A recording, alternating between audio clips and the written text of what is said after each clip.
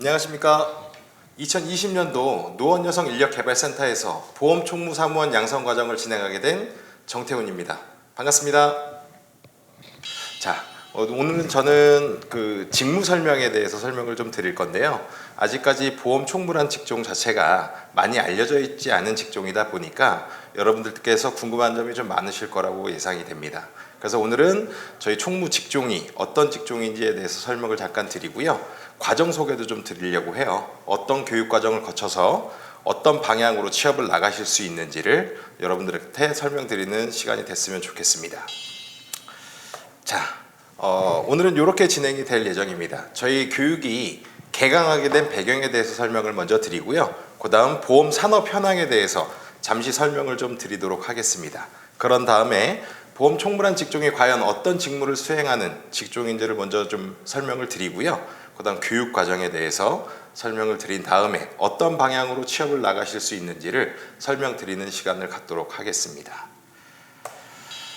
이 개강 배경은 현재 보험업계의 대리점은 비약적인 성장을 하고 있습니다. 그에 따라서 보험 총무의 채용 수요도 지속적으로 증가를 하고 있습니다. 이에 맞춰서 저희 TMP 보험 총무 교육학원과 노원여성인력개발센터에서는 새로운 보험 총무를 발굴, 양성함으로써 질적으로 성장한 총무를 현장에 투입시킴과 동시에 업계의 경영 안정에 도모를 하고 있습니다.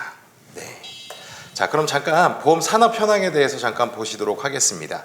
자, 여기에 보여지는 대리점 지금 업계에서 상위 10위권 내에 포진되어 있는 대리점들인데요. 이 대리점들이 얼마나 대형화되어 있는지를 보실 수가 있으실 겁니다. 그만큼 이쪽에서 근무하시는 총무님들의 근무 여건도 좋아졌다고 보실 수 있게 됩니다. 자, 다음은요. 과연 이 보험 총무사무원은 어떤 의미를 가지며 어떤 업무를 진행을 하는지를 좀 알려드릴 텐데요. 첫 번째 보험 총무의 의미를 한번 보도록 하겠습니다. 개인이나 법인 대리점에서 설계나 청약, 수납, 배서 등 총괄적인 사무 업무를 담당하는 전문직으로서 수적 질적으로 증가하는 보험업계의 영업조직 도우미 역할이라고 보시면 될 것 같아요. 그러면 어떤 업무를 진행을 하느냐? 자, 설계사분들이 계약해온 청약서를 전산으로 입력을 하고요. 보험료도 수납을 하면서 계약 변경 업무, 직업이 변경됐다던가 아니면 뭐 주소가 변경됐다던가 이런 변경 업무들도 수행을 하고요. 또 계약 관리 업무도 진행을 하고 있습니다. 월말에 고객의 통장에서 보험료가 인출이 되었는지 안 되었는지 그런 부분들을 확인을 해서 설계사분들한테 인계까지 하는 그런 업무를 수행한다고 보시면 될 것 같습니다. 보험 총무사무원은요. 이 보험회사에서 이루어지는 전반적인 사무 업무를 담당하신다고 보시면 될 것 같습니다. 자, 그러면 아직까지도 질문이 가장 많이 나오는 보험 설계사와 같은 직종이 아닙니까? 라는 부분에 대해서 약 4가지 정도로 좀 분류를 해서 비교를 좀 해보도록 하겠습니다. 첫 번째 급여 부분인데요. 설계사분들은 판매 실적에 따라서 급여가 변동이 됩니다. 예를 들어서 이번 달에 판매량이 좀 많았으면 다음 달에 많은 급여를 받으실 수가 있고요. 이번 달에 판매량이 적으면 다음 달에 적은 급여를 받습니다. 판매량에 따라서 급여가 낙폭이 좀 심하다고 보시면 될 것 같고요. 하지만 보험 총무는 영업직이 아니므로 매월 매출에 상관없이 고정적인 급여를 받으실 수가 있습니다. 자, 두 번째 업무 시간을 비교를 해볼 건데요. 설계사분들은 영업으로 인해서 출퇴근 시간이 일정치가 않습니다. 하지만 보험 총무님들은 주 5일 근무를 하시고요. 매일 오전 9시부터 오후 6시까지 근무를 하신다고 보시면 될 것 같습니다. 자, 세 번째로 업무 내용에 대해서 비교를 해드릴 건데요. 영업 설계사분들은 보험 업무에 대한 영업 업무를 전반적으로 맡고 있습니다. 하지만 보험 총무님은 그 영업 전반에 따르는 사무 업무만 수행을 하기 때문에 영업은 하지 않고 있습니다. 자, 네 번째 근무지입니다. 영업 설계사분들은 고객을 직접 대면하는 직업으로서 외근이 많습니다. 그러다 보니까 출근지인 사무실에 있는 시간이 거의 없다고 보시면 될 것 같아요. 하지만 보험 총무님들은 영업직이 아니므로 사무기계가 갖추어진 사무실 내에서 내근 업무를 주로 수행하신다고 보시면 될 것 같습니다. 자, 결론적으로 보험 총무는 비영업직이라는 부분을 좀 강조를 해서 말씀드리고 싶습니다. 여러분들이 그런 영업에 대한 부담은 전혀 안 가지고 오셔도 무방하다는 말씀을 좀 드리고 싶습니다. 자, 그러면 이제 저희 교육과정에 대해서 설명을 잠깐 드리도록 하겠습니다. 저희 교육과정은 크게 세 파트로 분류가 되는데요. 첫 번째, 기초 이론 부분입니다. 보험 쪽을 물론 아시는 분들도 계시겠지만 보험 쪽을 잘 모르시는 분들이 저희 직종으로 오시게 되면 기초 이론부터 진행하는 게 맞다고 생각을 하고요. 보험 용어라든가 보험 이론에 대해서 기초적이고 상식적인 부분으로 여러분들한테 기본적인 부분을 가르쳐 드리게 됩니다. 두 번째로 손해보험과 생명보험입니다. 손해보험과 생명보험은 이론과 전산 실습에 대해서 진행을 하게 될 건데요. 파트를 굳이 나누자면 손해보험 쪽과 생명보험 쪽 비중을 따지자면 손해보험 쪽이 약 90% 정도로 비중이 좀 많습니다. 요건 업계 대표님들의 요청에 의해서 교육 편성이 그렇게 된 거고요. 여러분들이 일을 하심에 있어서도 생명보험 쪽보다는 손해보험 쪽이 하실 일이 상당히 많으세요. 왜냐하면 영역 자체가 상당히 넓고요. 생명보험 쪽 같은 경우에는 인보험 위주로 판매를 하지만 손해보험 쪽은 인보험 외에도 자동차 보험이라든가 재물보험이라든가 여러 가지 보험들을 많이 취급하고 있기 때문에 배우실 게 상당히 많습니다. 그러다 보니까 저희는 비중 자체를 손해보험 90%, 생명보험 10%로 이루어져서 교육을 하고 있고요. 그 교육 중에서도 이론과 전산 실습으로 나눠질 수가 있는데요. 이론 같은 부분은 약 10% 정도밖에 비율이 되지 않습니다.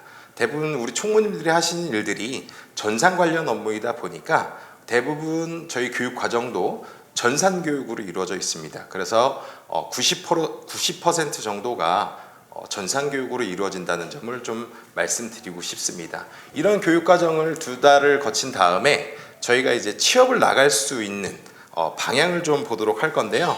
첫 번째, 우리가 나갈 수 있는 취업 방향이 보험회사입니다. 보통 원수사라고도 하죠. 보험을 취급하는 단위 중에서 가장 큰 단위입니다. 예를 들면 DB손해보험이라든가 삼성생명이라든가 삼성화재라든가 여러분들이 알고 계시는 보험회사들이라고 보시면 될 것 같고요. 취급하는 보험 종목에 따라서 생명보험과 손해보험 이렇게 두 가지로 나뉘어지실 수가 있습니다. 단점은요. 취업하시게 되면 계약직으로 근무를 하시게 됩니다. 3개월, 6개월, 9개월, 12개월, 최장 24개월까지 계약직으로 근무를 하시게 되고요. 직무 성과에 따라서 계약 연장을 하는 식으로 진행이 될 겁니다. 취급하는 보험 종목에 따라서 생명보험과 손해보험으로 나뉩니다. 단 구인 신청이 많지는 않은 직군이라고 보시면 될 것 같습니다. 자, 두 번째가 보험 대리점 시장입니다. 여러분들이 구인 수요가 가장 많은 시장으로 보시면 될 것 같아요.